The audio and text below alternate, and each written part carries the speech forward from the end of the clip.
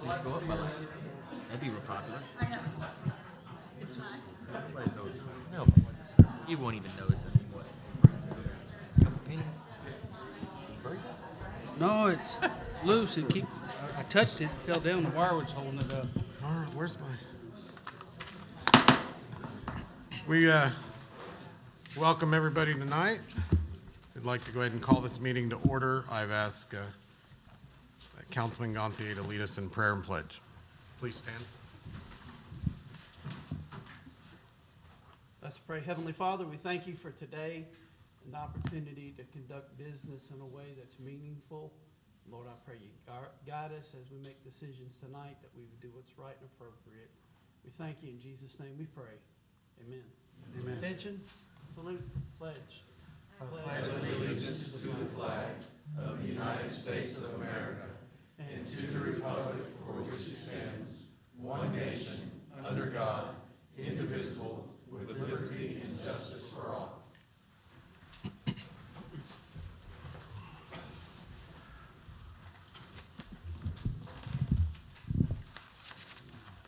All right. Item 2, petitions from the audience. Don't have any.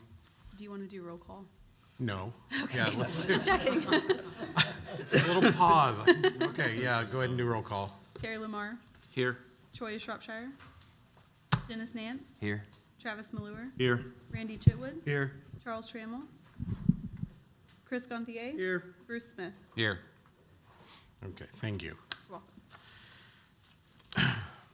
All right, we'll go ahead and move on. We have no petitions from the audience. Item 3, consent agenda. Are there any items we'd like to have removed? A Item A, and O. A and O. Okay, If we pull off A, can we also pull off B? B as well. yes, we can Whatever pull off B as well. you're asking. B as in boy. B as in boy. Okay, any further?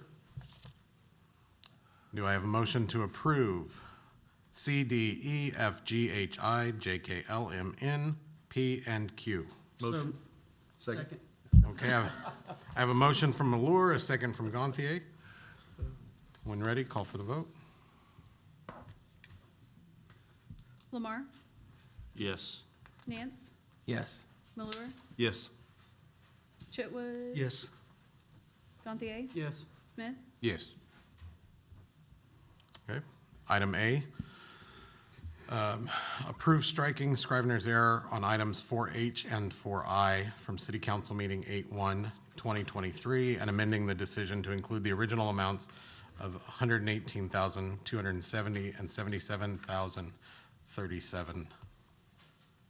Do I have a motion for discussion? Motion from Gonthier? Second. Second from Malure. Discussion? I just wanted you to explain that a little bit. I had you guys make the amended motion last time. The purchase or the invoice had the lower amount that I had you guys change it to, but we typically pay the full amount instead of 6-month increments, so that's where the difference was. Okay, thank you. You're welcome. Further discussion?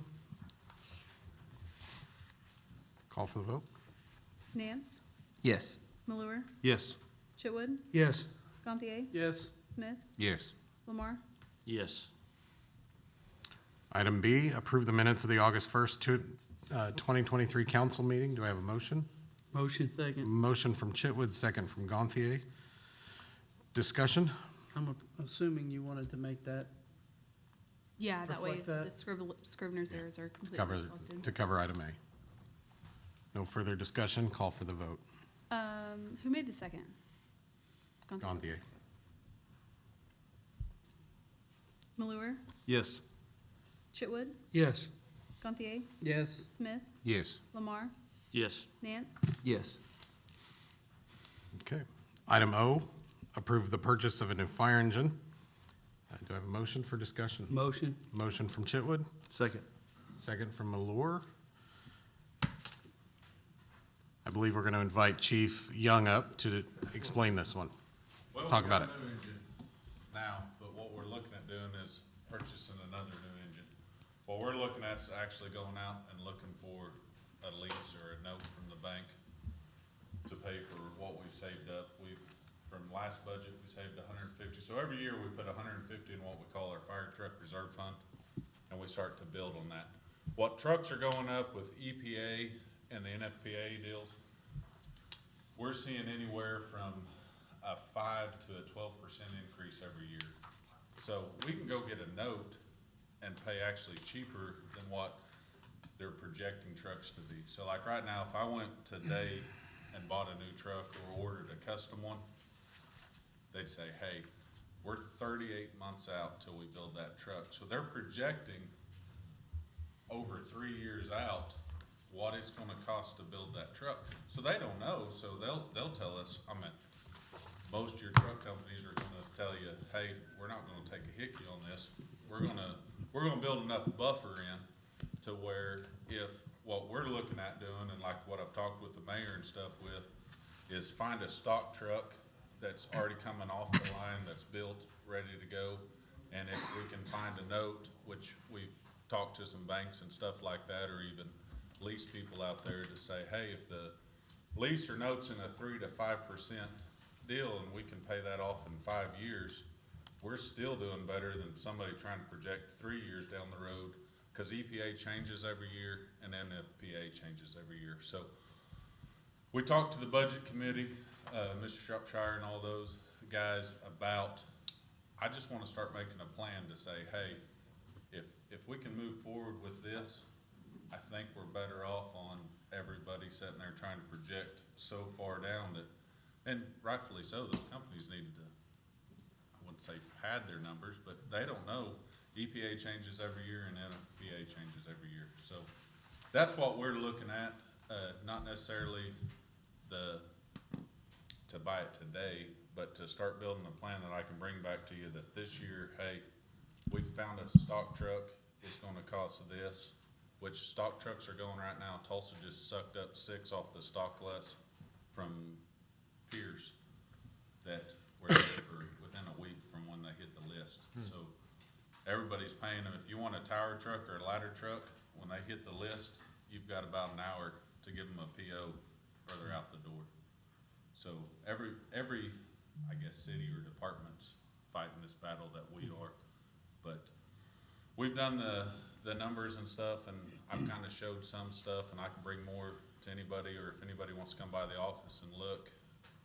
We're just trying to be proactive to where we used to be able to set and build, but now if you're saving and saving, the trucks are climbing and climbing. So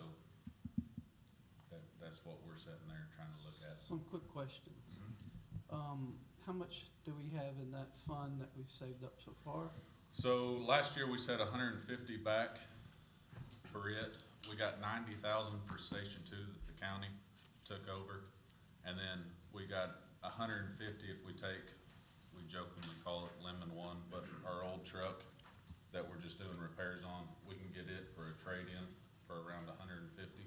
So we're looking at close to 4 there. So if we could borrow close to $500,000, which is scary, but $500,000 will put us at 900,000. The truck we got now that we're getting ready to put in service this week or next, it cost us $770,000 when we ordered it dang near 2 years ago. If I ordered that truck today, they're telling me it's over $1 million. So if we get the trucks that are rolling off, that have got the Cummins motors, or even if you go to a pack car or whatever, those motors are built, they're here, they don't have the EPA stuff on them, so they're coming off here. And I'm sure we're seeing that in some of your all's bigger trucks, like the street department went to that, to where there's a surcharge. That's because people can't keep eating cost of, hey, you know, next year we threw a new EPA law in there and it made you put this part on that cost this. Those companies aren't eating them, so they're putting surcharges, they're doing stuff like that. So we're almost trying to beat them to where it's cheaper to borrow the money, get a product or an engine that we can actually start using. And as we're using it, we're paying for it, but we're still cheaper than trying to rat hole money back to try to play the, hey, what if game. Is there a brand that you've been looking at or just several? The new one we got now is a Pierce. The guys are pretty happy with that. When we decided to go with that truck, we went around and looked at a bunch. We've got Pierce, we got Pryor right now, are the two engines we have that we operate out of right now. Engine 3 that's out of Station 2, it's a Ferrari engine. We've got Pierce, which that'll be their new truck that engine, or Station 1's starting to run out of. But, they've all got their goods and their bads. But, I mean, when it comes down to it, you got a cab and chassis. I like the Cummins in them just because our mechanic likes the Cummins in them. He's the one turning the wrenches on. But you got waterless pumps. We either got those or we got Hell pumps. So when you go back and forth, you're pretty much putting some of the same parts and building the bodies and stuff around the trucks. So if I'm understanding this correctly, we're approving you to look into getting the ball rolling, and then you'll come back when you actually have raw numbers? Yes, sir. Like right now, like I told you, most of the truck companies that I've talked to, like when those stock trucks come rolling off, if you wanna get one of those within a week, so let's say if we approve this, like I'll come back to you, but say, hey, we've got a PO here for 800,000 or 900,000, to where we can shop those lists coming off, to where we can say, hey, we want that truck or need that truck that's coming off in December, January, February, to where we can start that. But I just wanna bring a plan back to you, like next deal, or next council meeting, be able to come back and say, hey, we've talked to our bankers, if we can borrow, you know, $500,000 at this interest or whatever, and we do a 5-year note, I'm gonna be able to pay off that, cause I can put 120 towards the truck payment, set 30 back to replace the cabin. I wanna bring a plan to you all, but I also don't wanna sit there and spin wheels and do things and bug bankers and bug people for stuff that's, you know, I'm just spinning wheels or not doing anything that will ever come about. Does that make sense? Thank you. Mr. Mayor, Yes, sir. this isn't part of your budget. Is this gonna affect your budget, proposed budget for the next year, and how would that affect it going into debt? Well, I think we'd have to discuss that fire truck fund and see where we're at. Well, in the fire truck fund, that comes out of capital, which, and my understanding of capital and like your general fund, capital's separate from all that. So every year, we set capital aside that's not attached to the general fund, just because if you threw that all in one pile, we'd always be throwing it towards salaries or personnel or growing like that. So the way I understand the capital, that's set aside, and we've been running for a while, 150 every year to build our fire trucks, so that comes out of the capital side. So I think the capital money's there, or I believe the capital money's there. The income of that capital will be there. Yes. We still need to have that discussion when we get numbers. Yeah. See what those numbers are. We talk to the bank, see what their numbers are, the interest, and see if it all jives. But What the chief is looking, again, is to make sure that when that opportunity prevails itself, he already has the approval to start that process. And so he won't start that without coming back to, with those numbers. And so, I want to come back with a sure enough good plan and say, hey, sure. Here's where we're at. And like I said, as long as I've been in the office since Chief Thompson took over, we've always tried to budget at least 150, if not more, to set back to the, what we call the Fund 45 or the Fire Truck Reserve Fund. Looking down the road, we've always bought our stuff outright and has always worked great for us, but now we're kind of seeing to where if we continue to do that, we're going to be paying more for a product that we're not even getting any use out of. So that's what I'm looking for, or looking at. Further questions, discussion? Should we kind of change the verbiage of that motion a little bit to reflect what we're actually doing?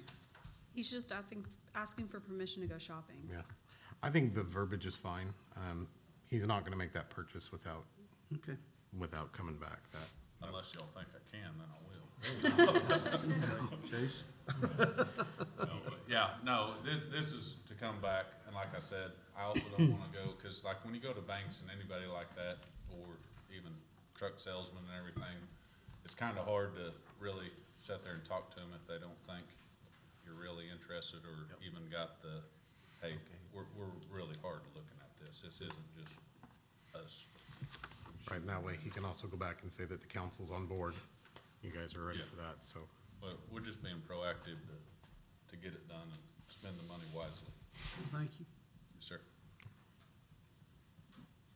Further discussion? Go ahead and call for the vote. Chitwood, Yes. Gantier, Yes. Smith, Yes. Lamar, Yes. Nance, Yes. Malure, Yes. Thank you. Yes, sir. All right, we will move on to item 4, mayor's report. Mr. Mayor, Yes, sir. as per the conversation that we had and your intention and desire to send letters H through EE back to Budget Committee and go through the process, I would like to make a motion that we do that.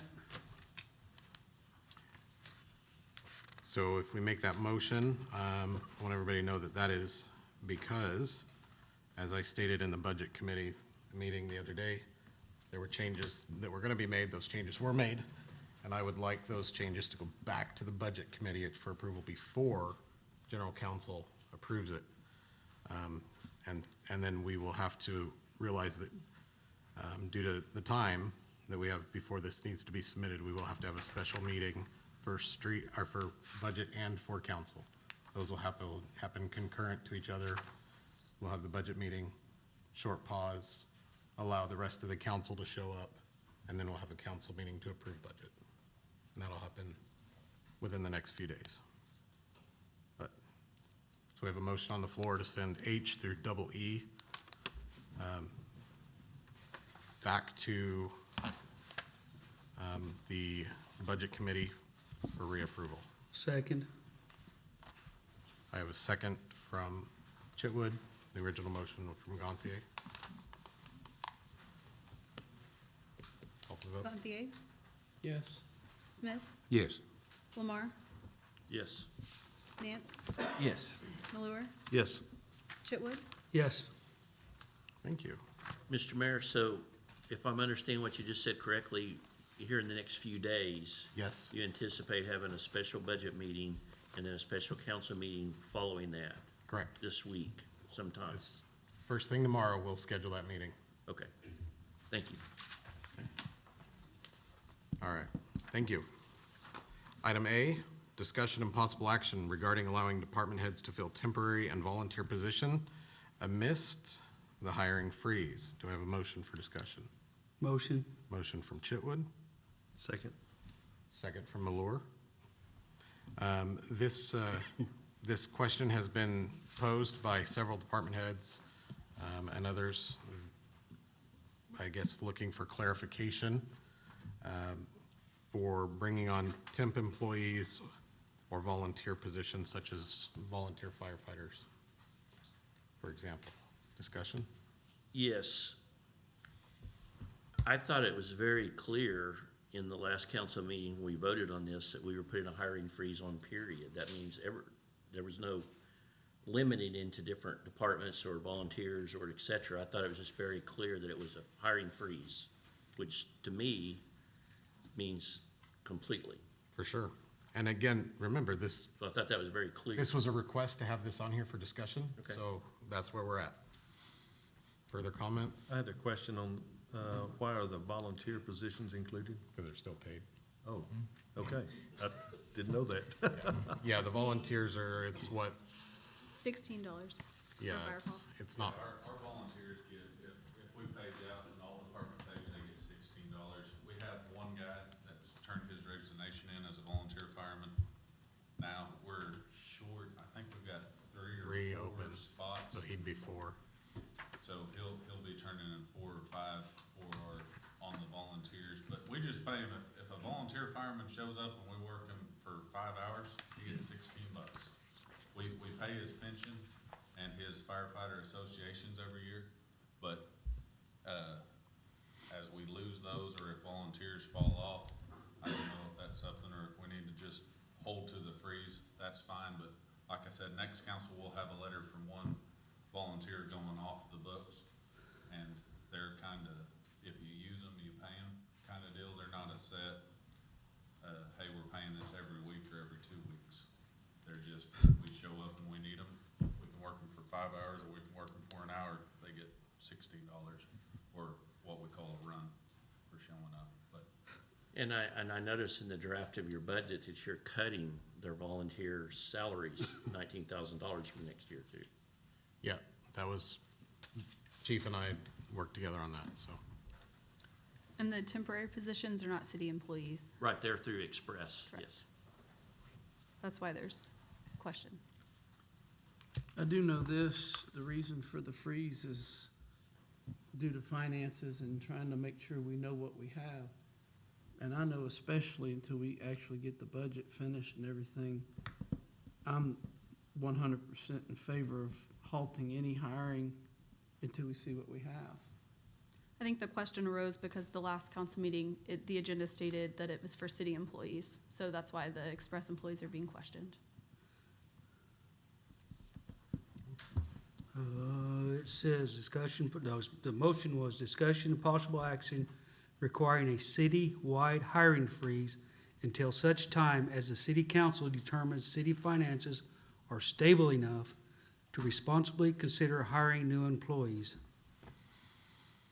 Never mind. And to me, that language is specifically clear, without a shadow of a doubt. I agree. I don't think we can start making exceptions. We do it or don't do it.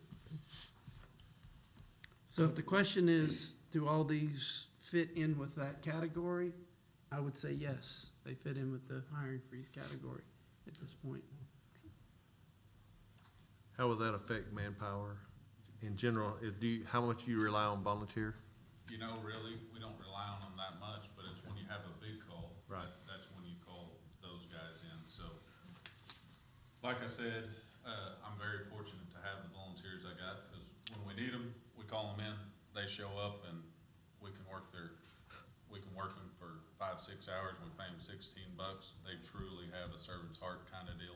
But as we get those, and I understand the budget's not settled and all that stuff, but we will, like next council, we've had one that hung his hat up or said he's done, so we're just trying to be proactive to where we're not so much done. Sure. Or so much down to where, and I guess that was me, to where I kinda asked a question, cause like, even our volunteers don't get the Christmas gift cards, you know, they're not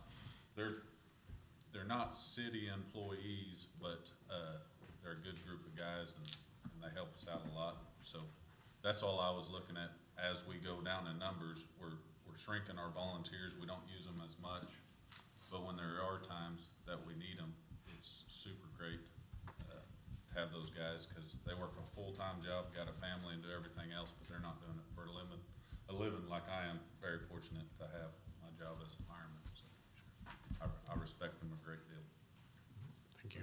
I understand too that it's easy to set that way, so that's all we were looking for, was guidance as we see people filter out, and hopefully we see the budget and the numbers and everything else change. Dennis is sneaking up behind you. Oh,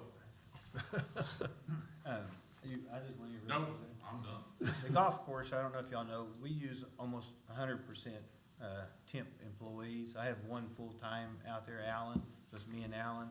So we've lost, I had several of them go to college, quit, did different things for various reasons. So our staff has really shrunk. So we're in dire need of being able to replace a few people, because the grass is still growing. So that's, our issue out there is we just need to be able to just replace the ones that we lose. We're not trying to get any additional ones. We just want to replace the ones we've lost. And that may very well be considered when we get a budget and we know what kind of money we have. Because if we end up having to lay those off in the future, then it's a moot point. But right now, we're in a budget crunch, Right. and we don't have a budget. Right. And, the golf course, we've got to be able to mow the grass, or we're not going to have anybody out there, Yeah. because we have to be able to mow the grass and take care of it. It takes quite a few people. And we have to have money to be able to do all that with too. I think the golf course is in pretty good financial. Further discussion? Okay, so we had a motion for discussion and possible action, but I don't think that motion defines how we're gonna vote. I think, We could just let it die without lack of a second. you guys okay with that? I'm okay with that. Yep. Okay, then we will do that.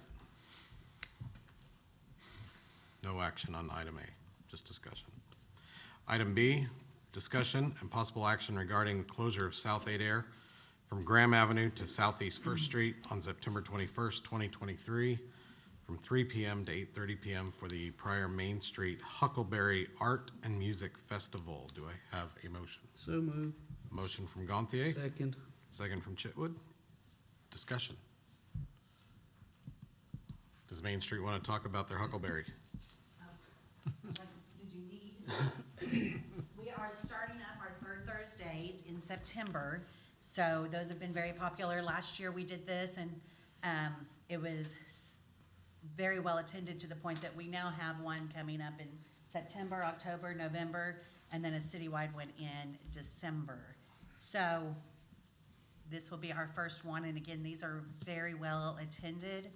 We, we've had retailers, businesses downtown say that it increases their business that very day, between 200% and 300%. Like, it's been wild that some of them really had that. So it helps drive traffic downtown and also creates community and quality of life. And so we are focusing on the arts and music of Pryor. And so we're gonna have some of the kids, like the kid who did the guitar before the Freedom Arrest. Logan Larry, he's gonna be at it as well. I mean, we're gonna have several locals. I think Ethan Rogers might be there. We're still working out the details of everyone who's gonna be there. And then plus the arts, and then we're doing our mural walk again.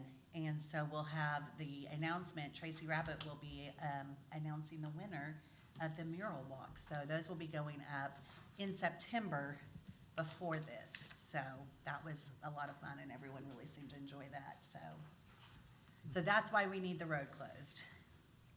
All right. Questions, comments? All right, let's go ahead and call for the vote. Smith, Yes. Lamar, Yes. Nance, Yes. Malure, Yes. Chitwood, Yes. Gantier, Yes. Okay. Item C, discussion and possible action regarding a resolution supporting continued participation in Main Street programs. So move. We have a motion from Gantier, Second. second from Chitwood. Discussions? This, just basically, we discuss this every year. It's just an agreement, more or less, that we will continue to support and participate in those Main Street programs that they put on. Do we have discussion? Okay, call for the vote. Lamar, Yes. Nance, Yes. Malure, Yes. Chitwood, Yes. Gantier, Yes. Smith, Yes. Okay. Item D, discussion and possible action to transfer $336,232.57 from Fund 05 to refund police overtime account 02-215-5013. Do I have a motion? Mr. Mayor, Do I have a motion? Get a motion, we can talk about it. I make a motion that we refer it to the Budget Committee, not take any action at this time. Okay, we have a motion to refer to Budget Committee. Second. Second, Gantier. Discussion?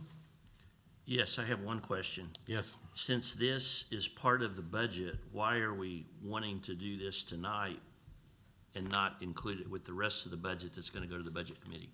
Well, I wanted to discuss why I put that on here. That's a good question. So the item is that we went back and we looked at, we being the clerk and myself, we watched the videos, we went back, looked at the minutes of previous meetings. There was some clarification fog, if you will, about the remaining ARPA funds. That's what that 05 is. That was the fund that had the CARE Act and the ARPAs. As we went back and looked, the council had requested to use the funds that were in question were from the CARE Act funds, and it was to repay payment app 21, 22, 23, and 24, if I remember right, I believe.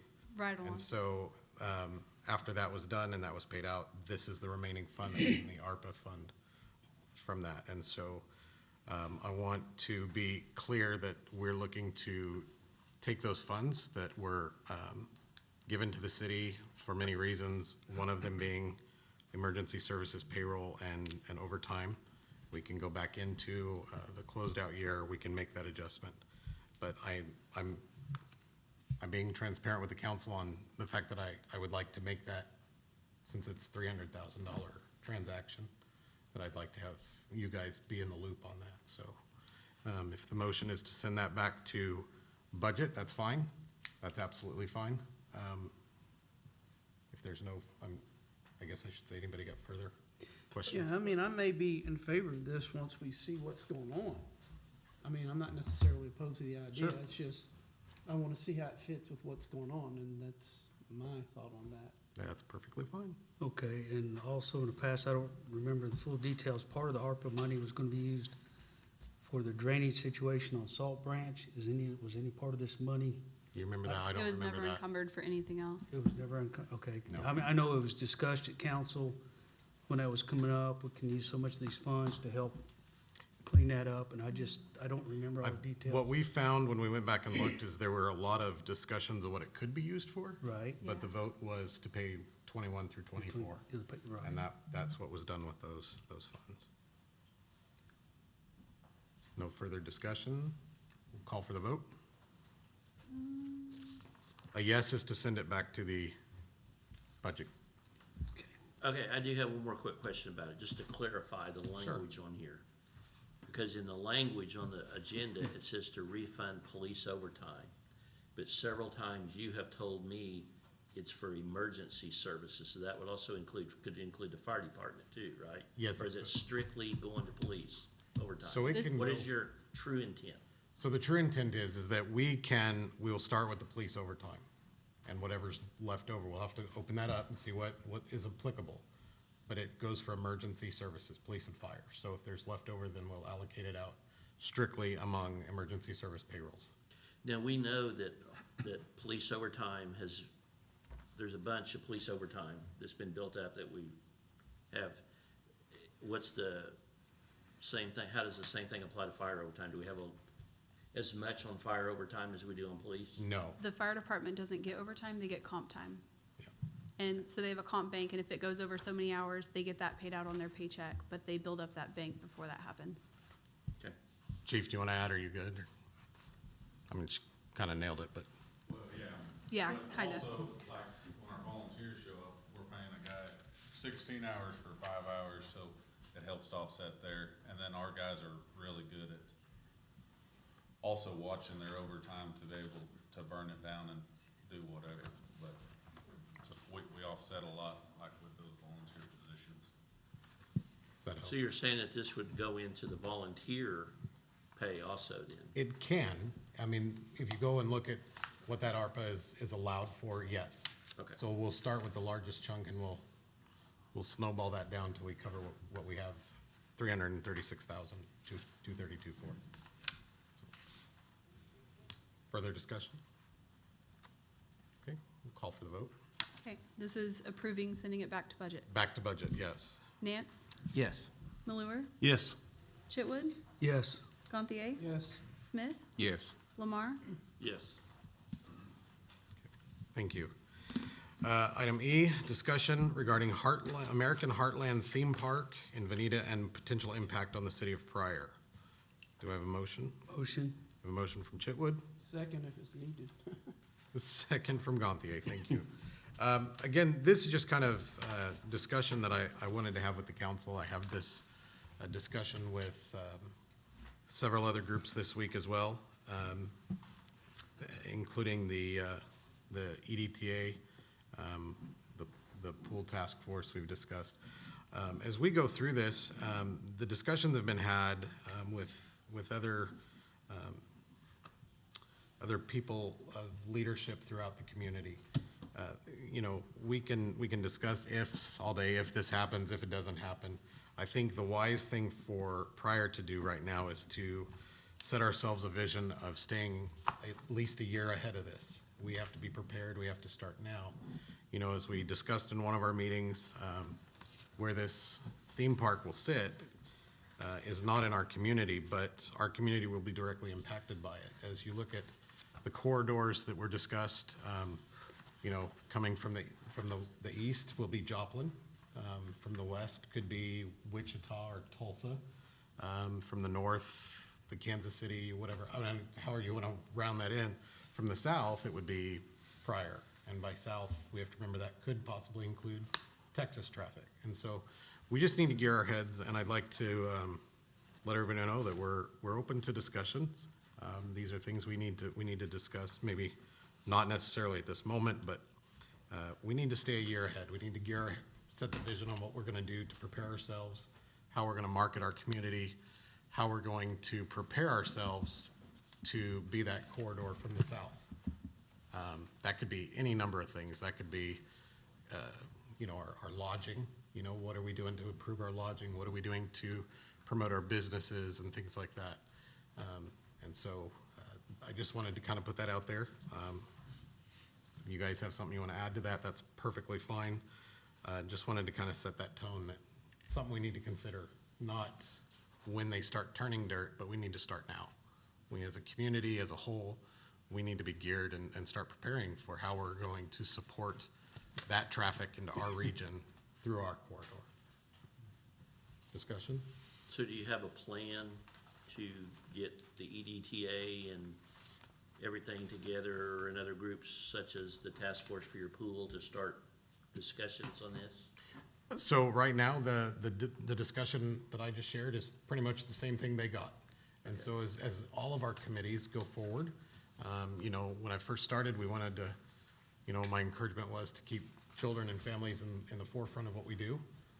This is also something we need to do. You know, it has come to since then, but we need to also just start thinking in the back of our heads as a community, what am I gonna do to help? What are you gonna do? What are council gonna do? What's the EDTA gonna do? And so as they have their meetings and they have their discussions, we're looking to the future. We're looking towards what we need to do. And as we learned a couple weeks ago, some of those things might need to be resolutions that we decide we're gonna set in place. They might be goals that we set as a community, but boy, we could really capitalize on this if we as a community come up with ideas in those committees and they funnel themselves up to the council. That's really the design there is. So do I have a set in place plan? No, Terry, right now I do not. But I'd love to see something come through. I mean, you know, everything's worth a conversation. Yes, it is. So, and I've said that 100 times. So, other discussion? No? Okay, there's no action on that item. Item F, discussion of what services, funds, et cetera, the Municipal Utility Board provides to the city of Pryor Creek, Oklahoma. Motion. I have a motion from Chitwood, Second. second from Malure. Sorry, Chris, I'll give that one to Travis. Mr. Crisp, the floor is yours. Yes, sir. I was a little concerned when I seen that agenda right off the bat, thinking I was gonna be limited on what I could say, but since you guys destroyed that agenda, took it off, I'm like, sweet, I got 60 minutes or less right now. So we'll see what's going.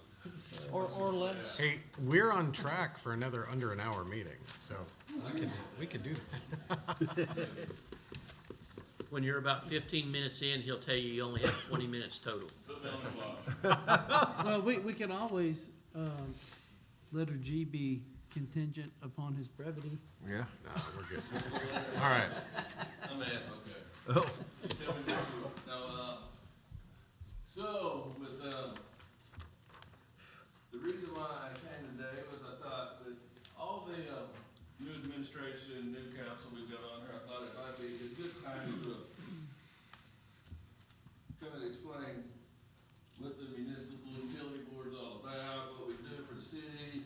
And now, since you got budget, you know, what we provide, it's my chance to educate you guys and the public that you may not know what we do. So, just FYI, we are governed by Article 5, of the charter that was established back in January 30, 1951, sections 40 through 52. I'm not gonna go through every section, because you guys can read it yourself. I'm just gonna hit a few highlights just to kind of see. I'm not even gonna read it verbatim unless I kind of feel like it's kind of, you gotta turn it on. I always forget to turn it on. Turn that button on. Yep. All right. So, section 40 through 52, like section 41, appointment terms, we got a 5-member independent board. They sit on 5 years. Every year, one of those board members comes up. We ask if they'd like to stay on. If they do, great. We bring it up to the council for confirmation. You confirm it, then they get the fun of getting to sit on my board for another 5 years. So that kind of section 43, filling the vacancies. If the vacancies, graded vacancy due to death, they want to get out, whatever. We kind of do like the council does. I bring it to the board, they approve the person to finish that unexpired term, and then after that 5 years is up, then, or after that unexpired term's up, then if they want to stay, then bring it back up to you for confirmation, and so on and so forth. 46, this is, I want to hit this one hard just for the fact that section 46 is a lot longer than this. I just kind of hit the highlights, but I want to read this one because it says, for the municipal utility department shall be operated for the general welfare, safety, and health of the city of Pryor Creek, and the citizens thereof, through the furnishing of water, gas, and electric service, the sewage disposal system, and such other public services as may be placed upon it for public and private uses, and this is key, at reasonable rates. And you're gonna see reasonable rates when we go to item G, for providing a reasonable profit to furnish revenue for the operation of other governmental and administration functions of the city, which is where you guys come in. We provide money, we set our rates reasonable, make a little profit, give you money to help you guys with your general fund. Application of revenues, this basically talks about how applications for the utility department, we can use it for our warrant certificates of indebtedness, which we don't have any. Cost of ordinary operation, what this does not include, this does not allow us to major line extensions, big capital improvement projects. This does not allow us to do our general fund. We gotta use our capital improvement account that we have. Application revenues continued on. It also talks about, this is key too for us because this portion talks about setting aside some revenues for some reserves for like the depreciation, replacement of obsolete equipment for emergency repairs. We have an account for that. Per the charter, we have an account set up for emergency. We have an emergency fund account in case we have storms, mutual aid. I mean, just look at 07, 08, we had 2 ice storms.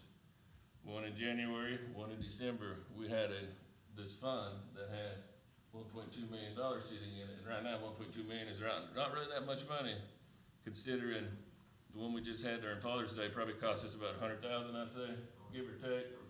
But we're okay because the federal government declared Mays County emergency, so we're good. We're gonna get at least 75% of that back, hopefully. But mutual aid, when I say mutual aid, is I sit on the board of Municipal Electric Systems of Oklahoma. We're a public power community. I don't know if a lot of people know what public power community is, but good thing about public power community is we get to keep the electric profits to give you guys money to help keep some funds in the city. We don't, like PSO, IOUs, co-ops, they get a franchise fee, they give it to the city, and that's about it. We have more local control, which is what we like. Just FYI, the 2 storms back in 2007 cost us about $900,000. And we had 1.2 because we call mutual aid, we call different public power communities. So if the east side of the state gets hit, we'll call on the west side of the state and say, hey, we need some help, get our customers back on. You gotta have money to pay those people because they're sending them, you gotta pay them. If you don't have money, they're not gonna bring them. So, just so you know, and then working with the federal government, getting your money back, you're looking at 24 months, maybe, if you're lucky. But you get it back, is the key. Also, if we make more than basically 20% of our profits, we can put back into those accounts, okay? We try to keep those accounts. If we make more than 20%, This section tells you what we can do with it. We give it to the city. Some people might say, have we ever made more than 20%? Yes, we have. We give it to you guys, our additional revenue, over that 20%. This basically tells you what you can do with that money that we give you extra. You can read it. I'm not gonna read everything because I got 15 minutes apparently. Good. And then this is the last section. You call it a budget, we call it an estimate of needs. This basically states that my estimate of needs goes in your budget. You post it with your budget. I don't have to wait like you guys. You guys got two ways to do your budget. You use the first way, not the second way. Mine's an estimate of needs. So with that, here comes the fun part.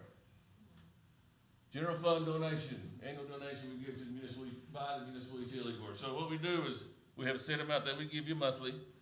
Our fiscal year starts July 1st. You do not get a check from us in July because our fiscal year starts July 1st. Everything's clear. We have no money. We collect money in July. Come August, we give you a check for a certain amount. Well, right now it's $775,200.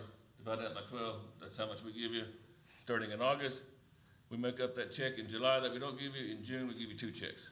So that kind of makes that up. We have our money in our cut pay you, so we don't want it going home. So just FYI, back up to 2007, we gave you, and I can't talk about back then because, you know, I was not here, $522,000. And then back in August of 2007 to September 2016, they kicked it up 30,000. Woo! And 2016, I don't know if you recall, but we had a cost of service study done on all 4 utilities because at the time, our electric department was subsidizing everything. That works for a while, and then your cash cow goes broke, and then you gotta do something else. Every utility should stand alone by itself. So back then, when we had our cost of service study, we were talking about, well, we've been giving you guys $552,000 for umpteen years. I mean, you probably need a little bit more because your general fund goes up too. So that's kind of how we started the 750 from 2016 to 2019, and then back in 2019 is when we hired the building inspector, Mr. Kenny Young. I can't recall. I came back in 2015, and I think back in 2019 when we did that, it was money was a little tight. Kenny was working on a couple more certificates to be certified, and we told the council that if he was a certified building inspector, we would put $25,200. We would add that to his to the general money. So that's kind of where that came from. And with that, any questions on that? I mean, this is a Q&A. I mean, I don't care. We can do all night. I'm good. Miscellaneous payments we make to the city. So the cleaning lady, great. She does a great job. Courtney sends us a bill every 2 weeks, I think, a certain amount, and we pay it. So that's not included in that sales center. That's kind of separate, okay? So you can see what we paid in fiscal year 2022 and in fiscal year 2023. And then you might go Google licenses, you know, it's $1,500, but you know, when you get your emails, pryorcreek.org, that's what that is, okay? So we pay our part for that. Other stuff we provide for the citizens, I don't think a lot of people know what they do when they call asking questions on garbages. We don't deal with the garbage. We don't do that. We're a billing agent for the garbage. What that means is you see your bill, it's got a garbage bill on it. We collect that money. We cut Mr. Dinsmore a check. We even, so far as to walk it over to his bank and give it to him, and they deposit it right there.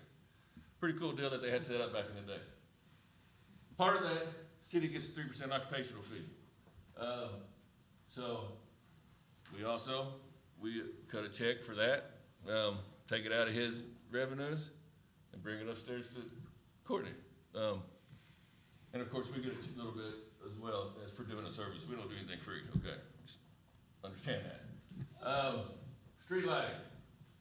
We pay for the street lighting down the highway and whatnot. You can see it's kind of a fiscal year 2022, we paid about $67,000. Fiscal year 2023, we paid $71,000. You might think, where you come up with those numbers? Well, we kind of figure out the kilowatt hours that we use, and it's unmetered. You can't really, so we just say, okay, that's what it is. That's what we charge. No free service, okay?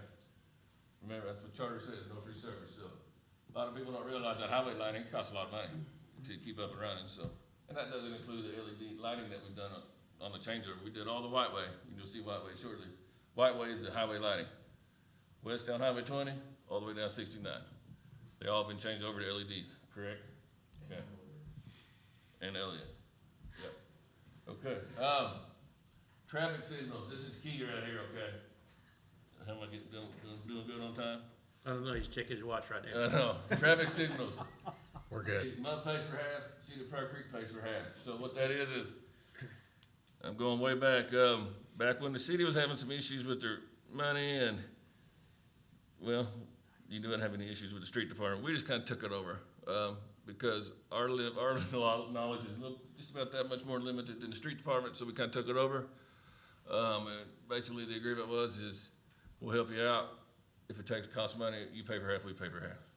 And labor, we don't charge for labor. All we really want is material, okay? We just want our material.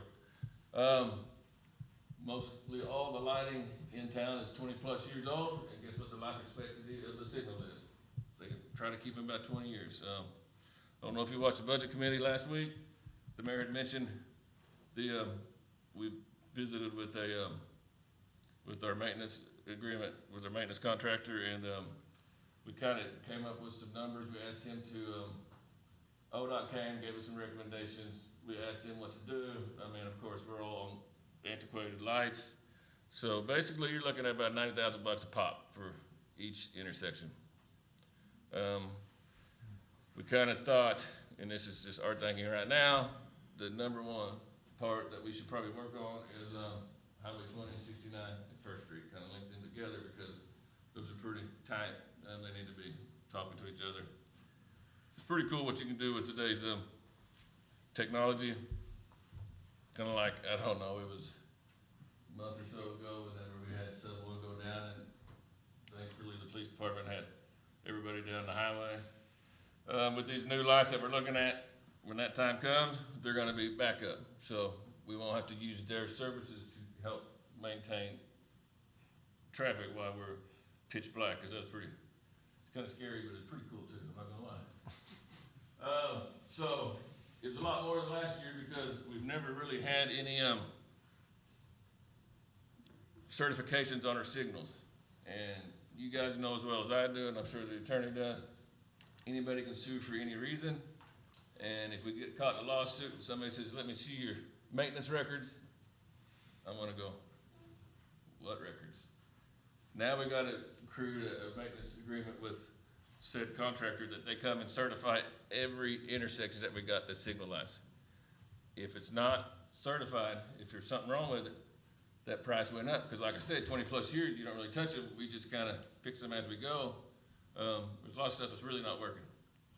So that's kind of why that kind of went up. So that was the total price we paid together, 16 and 7, okay? So just FYI.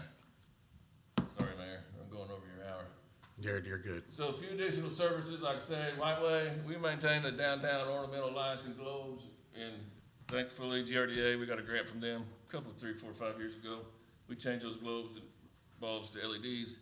GRDA is a great partner, just FYI.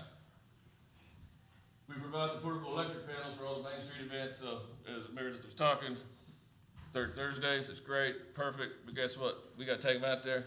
Guess what? We pick them up, you know. We don't like to leave them things out because Big Electric, they did a great job for providing those electric portable panels. We like to keep them where nobody's trying to steal copper stuff from us. So we pay those guys to come pick those up after hours. We work great coordination with the street department when it's time for Christmas decorations. They do a great job laying them out. We hang them up. When it's done, we put them down, they take them off. They do a great job. I'd like to say we have a great working relationship with all departments. They ask for when they ask for help, we try to help. Of course, it's on our schedule, but you know, when we ask for them, they help us too. It goes both ways. Kind of like here recently, finally dried up enough, and we finally had time to go help Frank at the park install his LED lights at the tennis courts. I haven't been down there at night, but I heard they're pretty bright. Yep. And right now, we just finished up installing LED lighting at the soccer fields through a partnership with Cherokee Nation Electrical Services, Mr. Moody, and Mason County Soccer Association. That partnership, basically, Cherokee Nation pays for all the material, and I'm not sure what they got going with electric services, but we provided labor and equipment. So here for too long, you're gonna probably be able to land a plane on those soccer fields. That's gonna change that whole organization up when they can start practicing at night. Because once daylight saving time comes, it's not really for game time, it's more for practice time. So, tree maintenance, you know, my boys, I got 3 guys, they, tree crew, they do a great job. My, electric crew don't like them very much because they cut down a lot of trees. So that's cutting down on their overtime, which, that's what I like. Sometimes I get tired of having to trim, you know, in high voltage all the time, so if I get a new guy on the crew, I'll call Mr. Bowman and say, hey, what do you got at the golf course? Kind of give them a couple of days to reprieve, rewind, reset, get some young boys some training on the saws, and give my older staff a little, start pointing, you know. It's a lot of fun, they like it out there. And I think my natural gas boys have been out to the golf course a few times to help repair their irrigation system. I think it's Paulie. They come up and help Fuse when he's got leaks. And I like to think I saved the best for last year. I don't like to bring up Winter Storm Uri that we had back in February 2021, because we all know that cost us an arm and a leg. Basically, it cost us $1.41 million from GRDA Extra to generate electricity for that 7 days. I mean, it's ridiculous. Still not happy about it, but we were able to apply $250,000 this past year towards that principle to kind of help bring that down. So I don't know if you read the paper or not, but Terry had a pretty good article about what we paid on that. So we got a 10-year agreement with Bank of Commerce, but I'd like to take it down to 4 or 5. But you know, that kind of hinges on how well we do in the coming future. And last but not least, you should always talk about the future. You're talking about the future. So I just want to show you what we have planned, or what we think we have planned, and what it's going to cost with this 5-year, 10-year forecast. So we talk about growth. We love growth. It helps keep our rates reasonable. But with growth, you've got to extend. You've got to maintain your existing customers. La-di-da-di-da-di. So water tower north side of town. We need to have one a little further north. Right now, you're looking at probably $4 million. And as Mr. Young mentioned,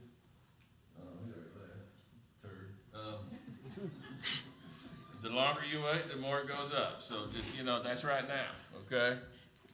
Substation for south side of town. I'd like to mention that Sunday night, basically south side of town, cemetery, you guys had no power. Sub number 2 took a shot of lightning, just locked it out. We waited on GRDA. We called GRDA. They was like, I don't know. So of course they got to come. Our guys are out. Fortunately, we built sub number 3 back in 2017 for redundancy. Which redundancy means that sub 2 went down. We was able to turn everything around. It wasn't hot. We weren't pulling much load. We was able to get the town back up and running because I lost it in 44, 48 minutes. It's back up. It's good. It costs money. $4.5 million. Pryor number 3 back in 2017, we spent $3 million. So, I mean, stuff's going up. And the problem, if I told GRDA right now, I'm ready for a substation, you're looking at 3-4 years before we can even flip the light switch out there on that. It's crazy. Lead times are crazy. We got to upgrade our 9th Street lift station. 9th Street lift station over there on Dog Pound Road. That's basically everything goes to that, except south of town. When you're talking Roberts and you're talking everything south of town goes to a different lift station. That one's our main baby. We just had a report done on our wastewater treatment plant facility. You talk growth. Our plant's only so big. We got to see what we can do to rehab that, get that better. Operations that was built back in 1988, 89. It's approximately $11 million to do all those upgrades. I mean, we're gonna take this off in chunks. I mean, I don't have $11 million. I wish I did. I mean, I wish I had all that and I could do it, but then I could retire, but I don't. We got about, I don't know, 5 or 6, maybe 7 miscellaneous lift stations that we have around town that need some upgrades done to them. You know, that's $1.5 million. And here's the big baby that we're starting on, that we're taking off in chunks, is advanced metering infrastructure. I'm going to be doing a road show here for too long, talking to all these different groups, just to kind of explain that it's not the devil, okay? That it's good for all. Just keep on the lookout. And with that, Jared, can you explain just in layman's terms to the public here and the council what that means? What advanced metering infrastructure is, okay, I'm not gonna say it. Smart meters? Huh? Smart meters, right? I don't wanna say that's a dirty word. Okay. It's a dirty word. They're smart, but you don't like to say smart, okay, so what that does is that allows us to, do some real-time pricing for, electricity, so before too long, GRDA's gonna come down the road, they're gonna go, time of use rates, and we're gonna be sitting there with our digital and analog meters, and time of use rates, they're gonna charge you off peak, super peak, different hours, different times of day. If we can't charge that accordingly, you're gonna be able to get hit, you're gonna get hit with the highest amount, because our meters aren't sophisticated enough smart enough to be able to handle that type of, rate structure. Same way with water. Right now, I take 5 guys out of the crews to read meters. They read 15,000 meters in 7 days. They average 8.5 to 9 miles a day walking. It's a lot of walking. You think they'd be in great shape, but they're not.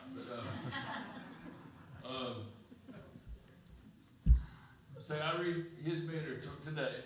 We come back 30 days from now, I read it again, and it didn't surface, the water leak didn't surface, it stayed underground. That would be 30 days of him. It went through his meter, he had to pay for that. Okay? Smart meters, I like automated, I'm called automated. Would tell my staff downstairs, would give us a warning saying, hey, you got high consumption, something not right. So we'd be able to catch that leak in a day or less. Wow. Same way with the gas, same way with electric. Somebody steals my meter. It happens, trust me. We do cut-offs, we got to. But it allows us to get real-time pricing for the customer. It allows them, over the long haul, we will be able to have something on our website where they can use what they want. It gives them more usage. I can tell them, they're gonna call my staff and they're gonna go, what, I don't like this bill. I didn't use this much power, and I'll go, hey, look at this.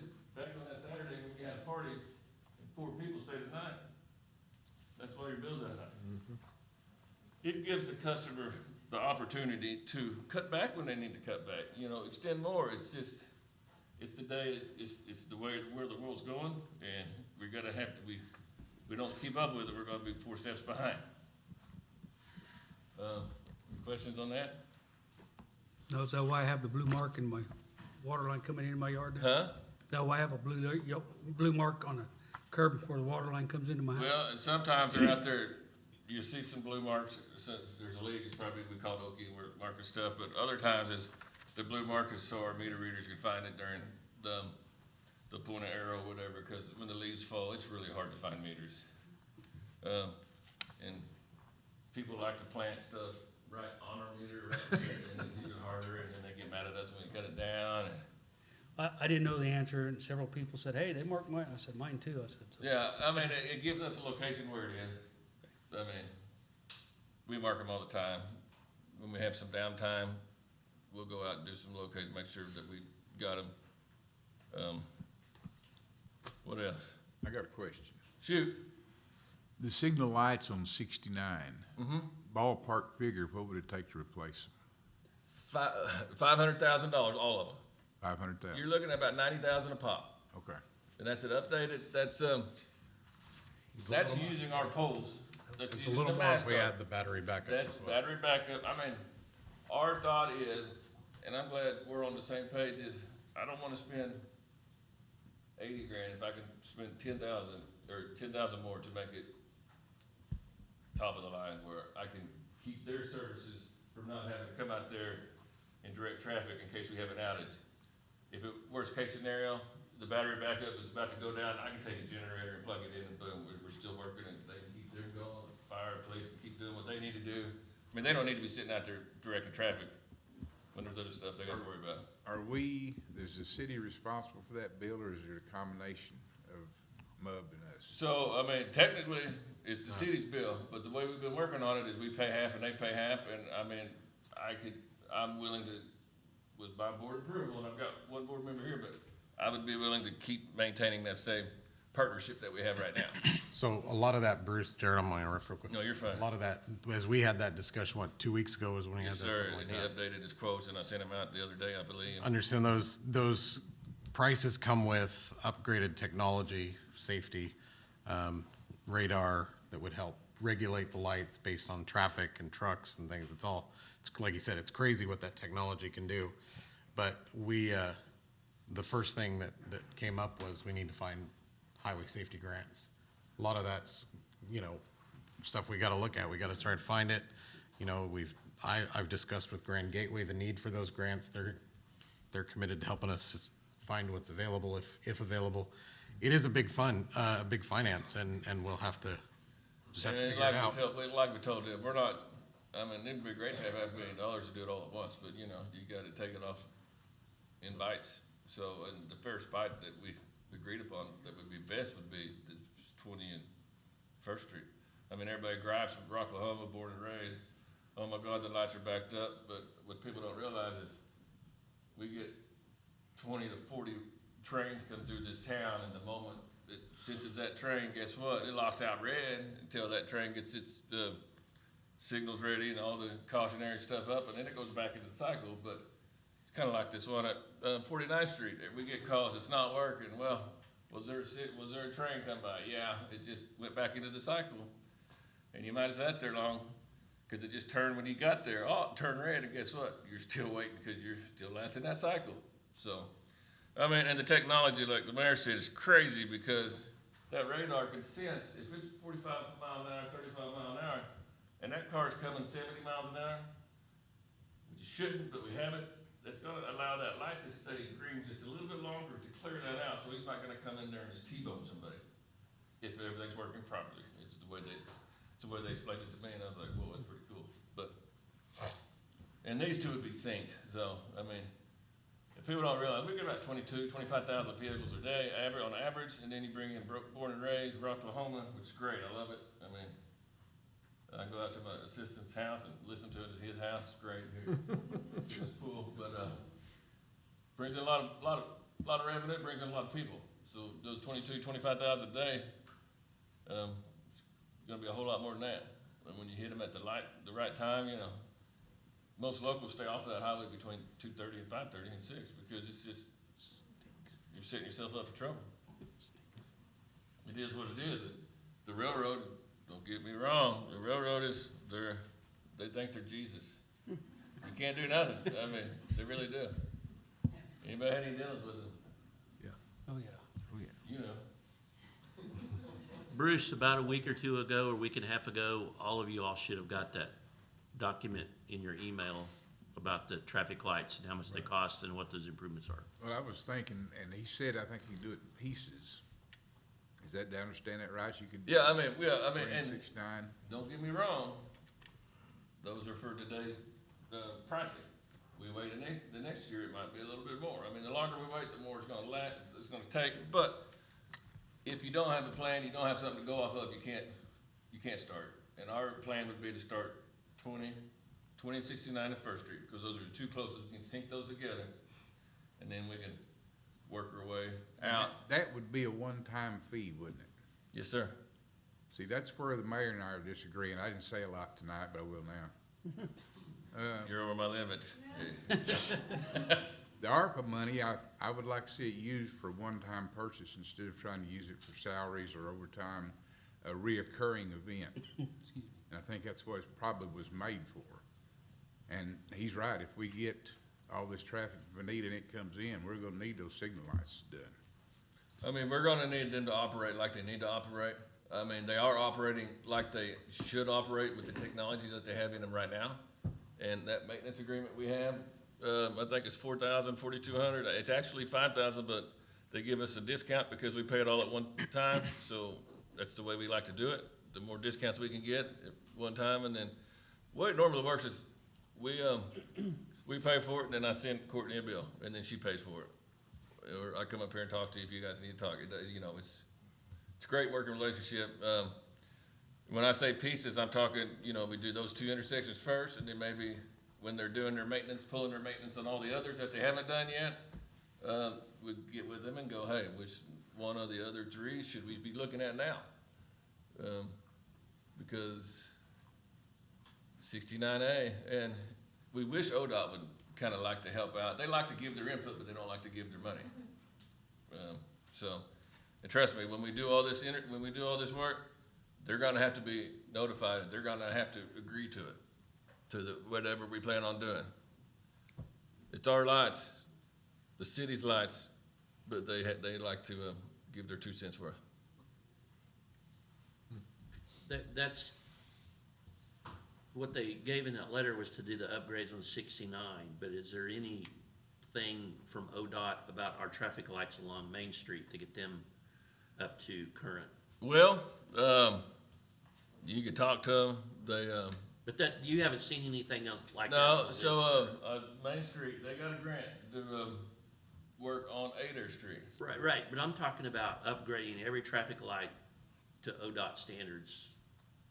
If you don't have if that's not on a long-term list. It is in the back of my head, but right now, these are the main concerns. Okay. And they just, you brought up Main Street lights, so here's a fight you're gonna have.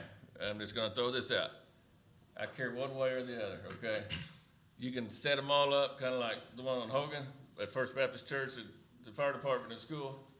That stays green this way until you hit a loop this way, and then you go through the cycle. You could set every one of them up like that. Yep. But what you're gonna have, I lost my police. Man. Dealing with bankers. Crap. So you set them all green, guess what? You're gonna have a drag strip. Then they're gonna have to stay here, and then they're gonna be running Mach 1 and not even hit Main Street businesses. You don't wanna have every other one red. Then you're gonna be stacking cars. Right now, the way they're supposed to be timed is 2, 2, 1. But right now, every time you take a shot of lightning, guess what? It just gets in the system. Every time we lose power, my technology is I can reset it. Pretty good. I got a key, open it up, hit the power button, reset, boom, it works. That's my technology experience. But yeah, that's where you're gonna need to probably have a group to say, oh, how do you want to set it up? You know, you want to go 2, 2, 1, or set them up where everything has loops or what? That's kind of between the police department, the Main Street, and the city, how you guys want Main Street to operate. And I guess once you think you got it right, you're gonna take it to ODOT, they're gonna say no. Okay. Maybe. I mean, I don't know. I can't speak for ODOT, but that's kind of where we're at on that. Okay. What was it to exchange all of the one intersection here? We got a quote on that one time. Which intersection? Any of the downtown ones. No, any of the old. Just put them on loops and stuff, redo them all. You're looking at. I don't know how serious cops are back. Depends on what you want to incorporate there. Right. Right now, we have the oldest technology that's still in existence in those. That is one step ahead of the old spin dials, like your old A-timer, We did have that has been replaced. We are on to something that they don't want to work on. We have a gentleman that is in his 90s that would rebuild them for us. He is no longer doing that anymore. Yeah, and we would call him and he would come down in 5 to 8 days. Now this new maintenance group we got now in agreement with, we call them, they're either here in an hour or two or within the day. Okay. That was a big push to get a maintenance group. Right. And then you get a discount when you bring them. You don't have to pay much travel miles. So, Okay. yeah, those have not been left. It's just these are going to cost a whole lot more than these, and then this is going to take a whole lot more with the community groups to figure out what is the best solution for downtown. Okay. If that makes sense. Yes, it does. Thank you. What else? We good? I think we're good. All right. So my last slide talks about, this is where you can find it. We got it in the code book. It's where charter is, if you want to look. You couldn't see anything. If you want this, I gave it to the city clerk. She may print it off. If you want it, I can email it to you, whatever you want. I don't care, because it's open record now, because I just gave it to you. So if you want it, great. If you don't, great. But here it is. Thank you. Thank you. All right. Further discussion? Okay, let's move on to item G. Discussion and possible action regarding an increase in the water rates inside the corporate city limits of Pryor Creek from $4.83 per 1,000 gallons to $5.05 per 1,000 gallon, effective August 2023 billing. Do I have a motion? So move. Second. I have a motion from Gantier and a second from Chitwood. Discussion? Okay, thank you, Mayor, thank you, council members. This should have been in your packet. We received a rate increase from OWA back in July this year. We also got one back in January. They had a cost of service done on their system, and with the growth that they're getting and with the age of their system, they gotta make improvements. So, it is what it is. They're gonna hit us for the next, every 6 months, by the way, their cost of service study shows, for the next maybe 4 years, 3 years, it depends on how long that study was done. So, since 2019, we have just basically passed what they hit us with, straight through. That's great, because back in 2016, we updated our rates. But as you're aware on the budget, seeing the budget, everything goes up. Stuff's gone up since 2019. So it's my time to try to help recoup that shortfall I have in that department, so the electric doesn't have to keep paying for help subsidize that. So what I'm requesting is a 22-cent increase, which I got some notes here in case you have questions. So basically, just so you know, the magnification of water that we buy a year, we bought 385,000 units of water. 1 unit of water is 1,000 gallons. So in reality, if you want to speak actual terms, we sold 385 million gallons of water to the customers. But you know, divide that by 1,000, you go units, 385,000 units. 10 cents is what they've increased it by since January and July, added together. That's 38,500 that will be coming out of my pocket, coming out of the budget.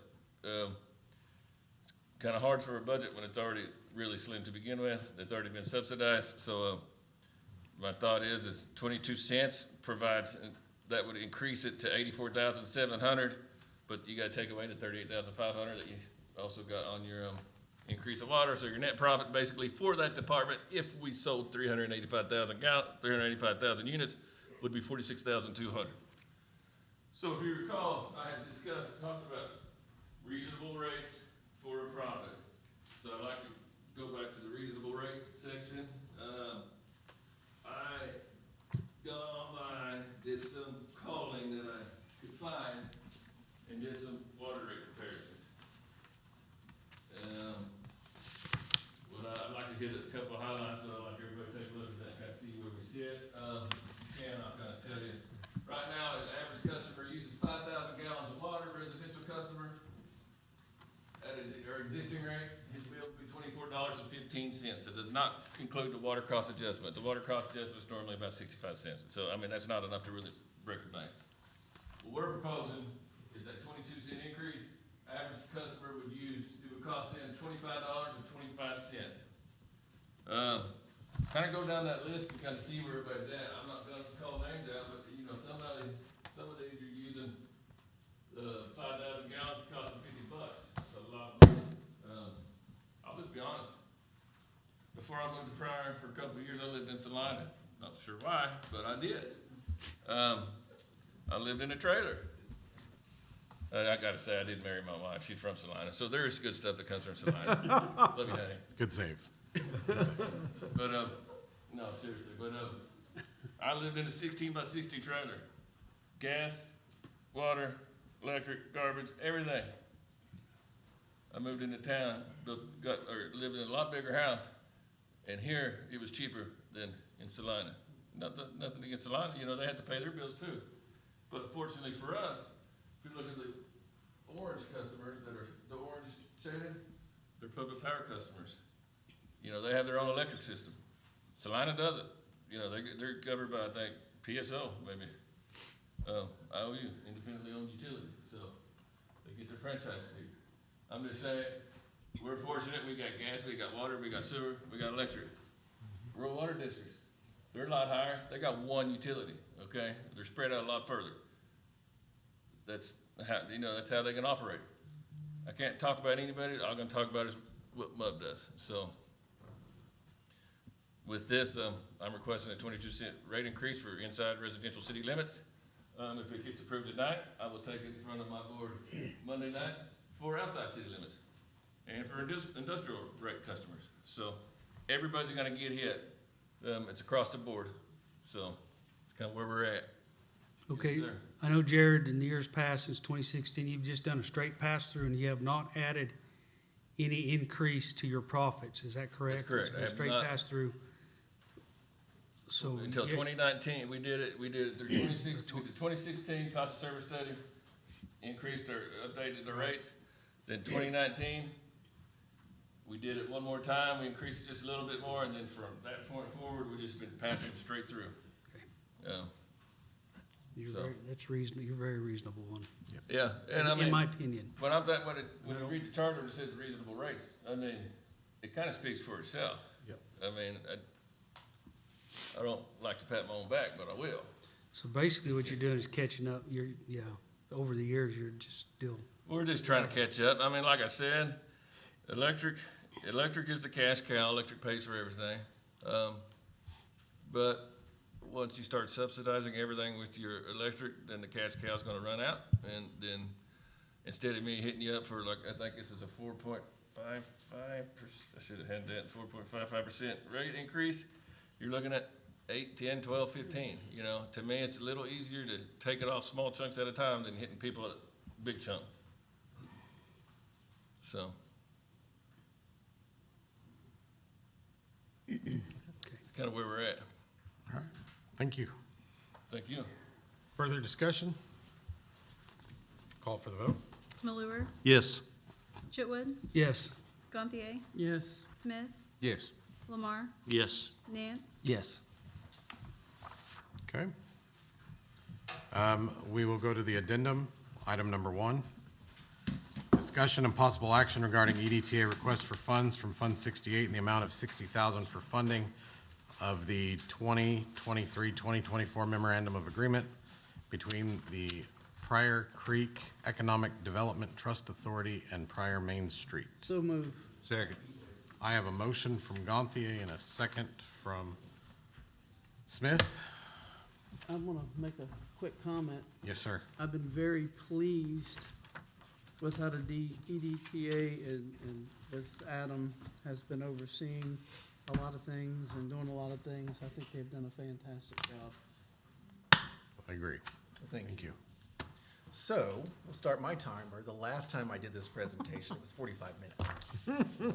I'll make it shorter. I appreciate that. Okay, so you guys should all have a copy of this, but this is a renewal of the MOU between Main Street and the EDTA. That renewal was approved by the EDTA, and this is also the first semi-annual report on the status of the MOU. So one of the things that we said is we would come and make a report, and that will be on a semi-annual basis. This request is to fund that MOU with $60,000, which would allow us to pay out $5,000 per month to Main Street from Fund 68. So the request is not from the general fund. It is not a budgetary item or a budgetary constraint. It is from Fund 68, which, if you remember, was a tax that was created, or a fund that was created from a tax for downtown only, spent between First Street, 69, and Elliott. So what this MOU covers and the funding would cover is continue to cover grant writing, data gathering and reporting, community projects, the streetscape management, and a loan and grant coordination program. The first phase for this ran from January 1st of 23 through June 30th of 23, and that was really the building blocks for the MOU. There was not a lot of opportunity to come talk with you guys and say, this is what we're doing, because we were building, or Main Street was building those programs under the oversight. That was $55,000. And how did that $55,000 get spent? And this is broken down in your packet. But grant writing, we assigned about $9,000 of that $55,000. Data gathering and reporting, $2,300. Downtown projects, $16,451. The loan and grant programs, $10,893, and it was heavy on the grants, but there was work done on developing a loan program. And then community development, 9,303. That adds up to 47,947, which is a little bit shy of that 55,000, but that other $7,053 has been spent in the new cycle. Those payments were made. Those ladies have worked diligently on the streetscape, the grant writing. The plan is annually there will be 2 opportunities for the facade grants. Because of the short timeline, they did one in the spring. They just released the one for the fall, and those are due, are they already due back now? They'll be due, September. They're due in September. So those monies are going. It just took a little bit of time to manage through some of those things and make sure we did them right. You know, instead of reading through everything like I did last time, I'll stop there and ask if you gentlemen have any questions. Okay, if not, we'll go sit back down. Adam, that was great. Not at this Thank time. you. Anybody further comments before we move on? Okay, call for the vote. Chitwood, Yes. Gantier, Yes. Smith, Yes. Lamar, Yes. Nance, Yes. Malure. Yes. Okay. Thank you. Discussion and possible action regarding McNeil and Company insurance renewal for Pryor Creek Fire Department. Do I have So a, move. Second. I have a motion from Gantier, second from Nance. This is in regards to the fire property insurance for trucks and vehicles, correct? Fleet insurance is loose equipment, the property stuff goes through OMAG. Okay. So this is where they shop it, usually they shop it between VFIS and EPIS, I believe is the other one, but, they'll shop it back and forth and see what's the best one. They also cover, so like if a volunteer or a paid guy comes in off duty and he's in his POV, the coverage also covers that, but that's what that's for, is for us to go ahead and move forward for our fleet and loose equipment. Same as last year, same company, same, or is it? Yes. Okay. Yes. This is through RCI. RCI does it, they're our agent of record. Do they have a rep here tonight? I don't believe so. Okay. No, sir. But they shop it between, like I said, the VFIS and the EPIS is the companies, but it's all kind of set up for the volunteer / combination departments that also shop it, like I said, for our fleet, loose equipment, and then also anything if the guy shows up, POV or something like that, to cover our boys. BK, just to clarify to make sure everything's covered on here, the vehicle breakdown is of June 21st, so your new fire truck is not on this new Yeah, so policy. for us to go through that, like for RCI, like we'll go through and we'll update everything and go through the plans, but like the new truck's not on there, it's actually in the thing, but we don't have the title on it yet, so we haven't tagged it or insured it. Once we get that in, they'll verify everything and verify our numbers. We do on those, like if you look at the rates, like for that new truck, we'll insure it for $770 what we paid for it, just like the other trucks are insured for whatever their value is, which back in the day, they're not as much, but they do a full coverage on those, so if we were to lose one, we actually get that top number, they don't depreciate it down or anything like that. And you're also gonna make sure that this $78 comes off of there for the old fire station that we don't own anymore? Yes. Okay. And I think they pulled one and sent another one to the city that had the deleted 34 North address, and that was just for the loose equipment, which we pretty much just transferred most of that stuff to the 504 East Graham address.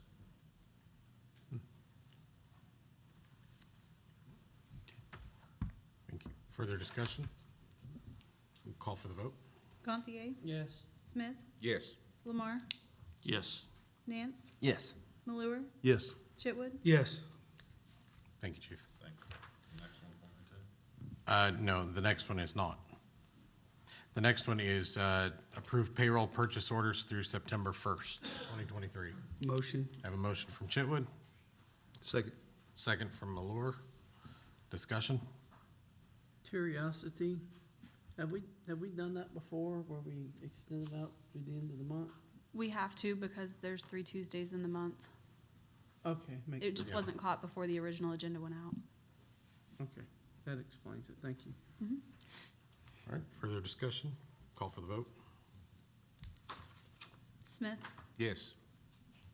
Lamar, Yes. Shropshire. Oh, he's not here. Sorry. Nance, Yes. Malure, Yes. Chitwood, Yes. Gantier, Yes.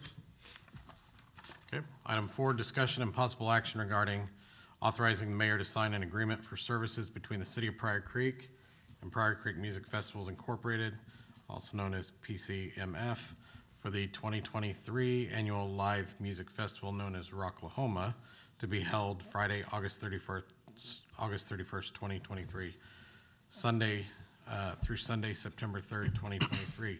The document provided in the packet is last year's contract, for an example. I make a motion that we approve this so long as the end contract is substantially similar. Second. Okay. Motion from Gantier to approve as long as it's substantially similar, and seconded from Malor. This went out to Pryor Creek Music Festival this week. They've reviewed it. I think, Chase, were you copied in on that today? I think you were copied in from Sharon. I think Sharon left off part of the email to me, so I got the response saying, okay, Chase is the attorney, but that's about all I got. Okay. But I have reviewed these and Well, I had just checked my email, and I don't have anything back from her yet. So I wanted to include the contracts, and as I went back the last couple of years, it was virtually the same contract. This is just our agreement for services that we provide in terms of emergency services, and it lays out in detail, and that's in your packet. You can read the detail, basically the compensation, the expectations. But it's the same. We sent her the same one for review that we've used the last couple of years. So they are running behind getting things taken care of there as well with the new management. So she'll get that to us as soon as she can. I'll chase that, and I think we should be okay. I have two questions. Yes, sir. Again, I have problems with us agreeing on contracts that aren't complete as far as the updates on it. And I'm assuming that the city attorney is gonna have or they have emailed a new contract with new dates and everything to you. I have not received the update. That's what we were just saying. I know. We're waiting on that to come through. The only proposed changes are the dates of the festival. Well, I don't know when the last time anybody really read this contract for proofreading and updating. It But should have been May of last year, according to the signatures on. Well, we have been in this building since, I think, 2014 or 2015, and the address on here for the city is still on North Adair Street. So obviously, it hadn't really been proofread in a long time. But the other question I had was, this is for the fire trucks to be located there. When was the last time we negotiated or updated the fee that we're charging them to do this? How long ago is this? Chief, you want to come back up? I think the last time's probably been 2 or 3 years back, which when we take the trucks, we park them out there, so we'll usually send a brush truck and an engine out there. They park out there, the guys run out of golf carts, or we also use Right. emergency management's buggy. The music festival or Pryor Creek Music Festival, they pay the guys, they cover the guys' workers' comp and stuff like that, so for, say, 4 days, we're getting 4,000 for having 2 trucks parked there in a pretty hot zone or elevated zone for everything going on. But that contract, the last time really, I think, money-wise, has been added or changed was about 3 or 4 years ago. I know when they started the Born and Raised back up, they kind of looked at it and adjusted the prices to meet the days, because we don't have the trucks out there for all those. But we can look at that if we want to look at changing prices, but for what we send them out there and what we got into them, I feel like we're fair, it's adequate for what we're getting paid for staging trucks in our area during a big event. Okay, and if I'm reading this contract correctly, this only is the fee to have the fire trucks placed there. It's not in the contract that they are paying? No, so. So why is guys not are in the contract? contracted through them, because like if we had a paid member or something like that, and we went through there and we contracted them, then the city would be paying not only for the guys to be there, but we'd be paying the overtime, and we'd also have to reflect that on pensions and stuff like that. So for them to have a flat fee and our guys be able to go out there and work I think they get $16 or $18 an hour, I'm not for sure on that, but when they go out there and work, they're under them, their workers' comp and all that stuff, and we're also not paying in. So they're on their off-duty time? Yes. Kind of like a Right. part-time job, they're Yeah, paying them? no, they're going out there, so pretty much the city, all Okay. we've got out there is actually our fleet or our trucks that we assign to that, and I can pull our trucks at any time, so. Yeah, I saw that in the contract. Yeah, so a couple of years ago, we had bad weather coming in, and, I'm a typical fire chief, I love my big red fire truck, so I didn't want hail damage, so we pulled them back, we staged at Station 2, of course, they Okay. shut the show down and stuff like that, and we moved back out, after the weather went through, but no, it came into a deal where we kinda ran into those issues. For them to contract our guys, or our guys to be technically not on our books, but on their books, was a lot better option, and that was done. I was on shift way back when, or probably even before I was on shift and even hired at Pryor. That was the agreement that we'll give you the tools, but you pay the guys, they can come out there and they'll pull the shifts, but they're yours, so you pay Okay. them and square them away that way. Okay, thank you. Sure. And when that comes in, I'll check that address and make sure that that's updated. And I think we talked a little bit earlier today, cause it also has that AEG, which they've been kinda switching deals, so it's just gonna be, like on that deal, I think it shows where it has the Pryor Creek. There was a couple things, so where it's got the Pryor Creek, and they've also gone away from this AEG, so they're working through some stuff. This was another company Okay. that worked with them and supported them, and just some things we caught highlighting that, and I think the ladies up here also caught some of the addressing stuff, but. Well, good, because it sounds like this contract's really way out of date on a lot of things. Yeah, and, we, Yeah, so we caught today, some stuff, and today at 2:17, Sharon is the one that's doing that. I'm not gonna publicly butcher her name. I do it every time. Her last name is a little different, but she was asking about who the city attorney was and things, and she said, I'm working on the agreements right now. So we should have those back hopefully fairly soon, and Okay. Chase has been copied in on that, so he's aware to look in. and I think. So you don't have any problem with going ahead and approving it as, My only concern with approving, I think the pending motion is, do we approve a substantially similar one, is what the definition of substantially similar is. I'll amend that with the mayor and city attorney. So another option, if I could throw that out there, is we will be having another council meeting in the next few days. If you guys are okay with that, and we get those back, we can add that to that agenda as another item. I want to make sure we get it done before the event, which is coming up very fast. I'm okay either So- way, I mean, My preference would be let's get those contracts back and approve the contract that we're going to pass through. And to clarify. good deal. To clarify one thing, I've read this as far as enforceability, I've not negotiated any, so if anybody wants anything that's not in it or has questions about it, I can answer that, but this was not negotiated right now, it was reviewed for Sure. legality purposes. Yeah, and I think where we're at right now, I think you're comfortable with the compensation. Yeah, I feel like we're doing okay. We're not for sure, I mean, for what the equipment we send out there, they're taking care of the boys as to paying Okay. them for the services that they're out there. They're providing them with the resources they need on that side, but I feel very comfortable with that. And if we wanna look down the road, changing stuff, I don't feel right changing something this close to the event because. Correct. Yeah. They're there, but I. Well, BK, if you're good with it, I'm good with it then. Yes, sir. Okay.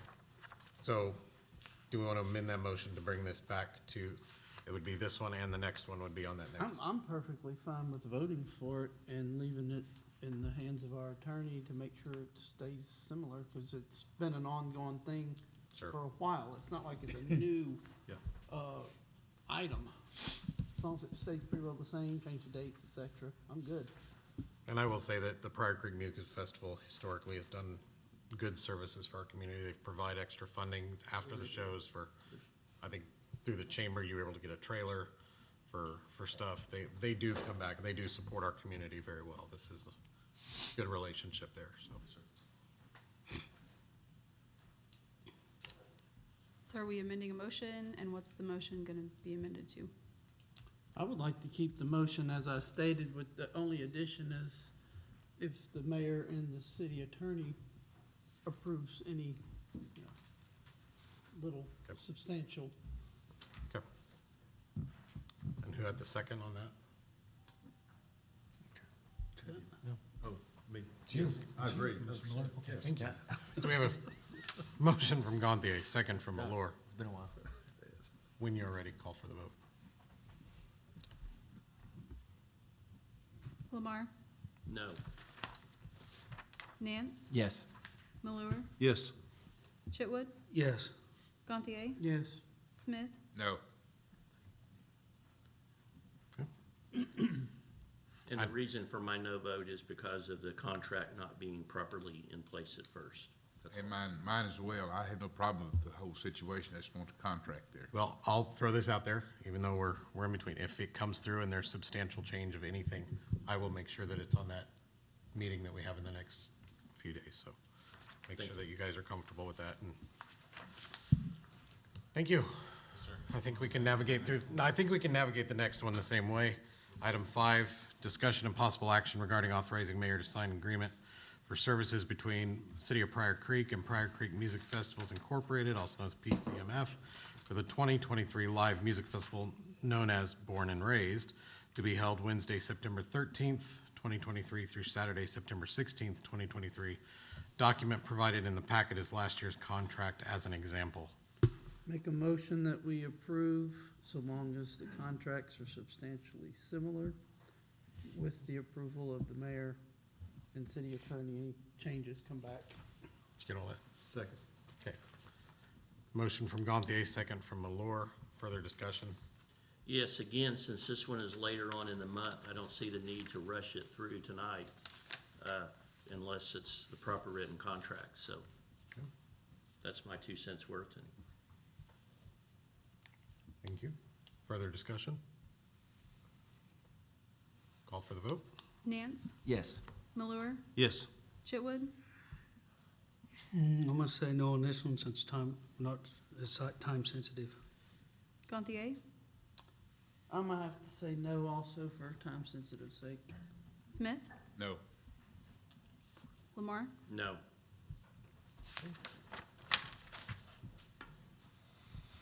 So when that one comes back, we'll put it on that meeting for approval.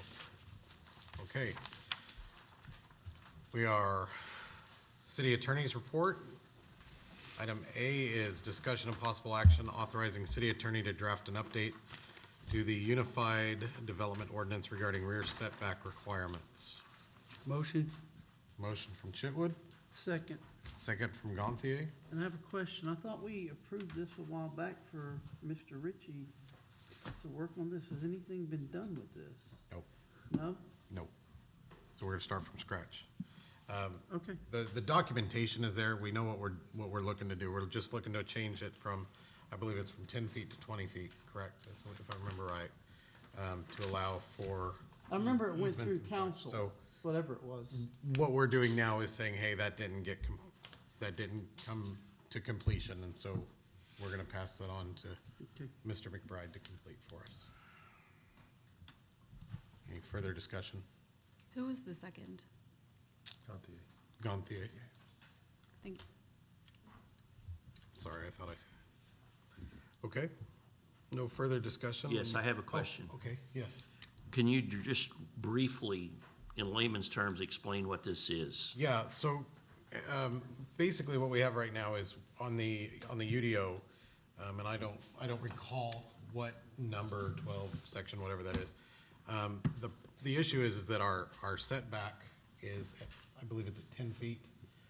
And this would increase it to a 20-foot, which would allow, if somebody has like a large building, they're not having to tear that building off to work in the easement. It increases that distance for purposes of troubles we've had in the past with that being so shallow on some of that. So it would allow them to increase that distance. So it's If I for- remember correctly, the two main reasons were safety, because people could get utilities, get tangled up in and also to make sure that when the utilities have to come out, they wouldn't damage people's personal Well, and property. that's I guess what I'm trying to say is to increase that distance to work. We've had instances where structures, whether it's a barn or a shed or whatever, auxiliary building, have sat on that and they've had to be removed. And this would just increase that Okay. Is this for commercial or real? Residential. Residential, This okay. is for All primarily. right, thank you, Mr. Mayor. Further discussion? Okay, call for the vote. Malure, Yes. Chitwood, Yes. Gantier, Yes. Smith, Yes. Lamar, Yes. Nance, Yes. Okay, item 6, committee reports, budget personnel. We'll have a meeting in the next few days. Mr. Mayor should Please. handle that one. Please watch your city emails, council, for that information that should be out no later than tomorrow. Ordinance and insurance. Not just yet, but I'm sure once it gets drafted, we'll be, meeting. We do have one ordinance that I know you and Mr. Trammell have anxiously been waiting on that we need to bring to you, so we'll probably be scheduling a meeting here in the next short little while. So that ordinance has come back from our attorney, so we'll get with that. Schedule a meeting, work with you on figuring that out. C, Next Tuesday, next Tuesday, 22nd. 8/22. Should have a bid back, I believe, isn't it, Terry? Yes. Yep. And a couple other things for updates too. Yes. All right. Item 7, any unforeseeable business? We have none. Item 8, do I have a motion to adjourn? Motion. Motion from Chitwood, Second. second from Malure. Call for the vote when you're ready. Chitwood, Yes. Gantier, Yes. Smith, Yes. Lamar, Yes. Nance, Yes. Malure, Yes. Okay. We will go ahead and call to order the Pryor Public Works Authority.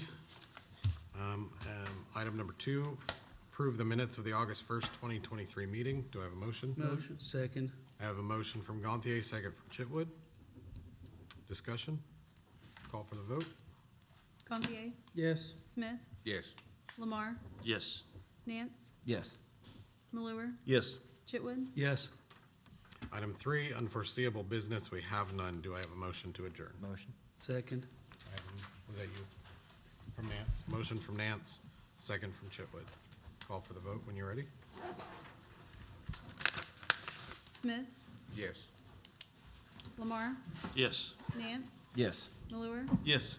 Chitwood, Yes. Gantier, Yes. Okay, we're adjourned. Thank you for a good meeting, guys.